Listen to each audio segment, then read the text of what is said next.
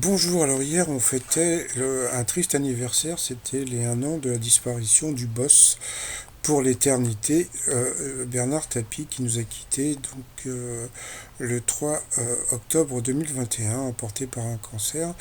Et on a appris hier par BFM que sa compagne était ruinée.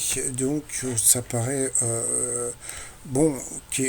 Alors on a appris qu'elle a vendu son hôtel particulier pour 80 millions d'euros. C'est-à-dire quand on voit toutes ces sommes, ça paraît incroyable, hein. La maison de Saint-Tropez pour 82 millions d'euros, 90% des parts dans le journal La Province pour 81 millions d'euros. Et puis Dominique Tapie donc a cédé aussi ses assurances-vie à 120 millions d'euros. Donc ça paraît énorme. Alors est-elle vraiment ruinée? Parce que moi il semblerait qu'elle ne toucherait que 800 euros par mois de pension. Ça me paraît vraiment très très peu.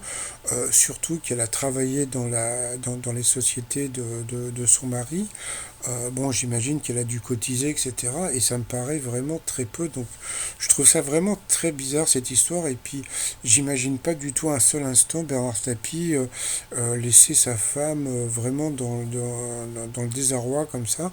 Donc, on a appris que actuellement elle vivait dans le 7e arrondissement de Paris. Bon, c'est un quartier un petit peu chicot. Ça, c'est pas très loin de. C'est entre les Invalides, la Tour Eiffel, etc. Bon, un quartier plutôt sympa. Et que son loyer est payé par comment dire, leur avocat de toujours, hein, c'était Jean-Louis Borloo.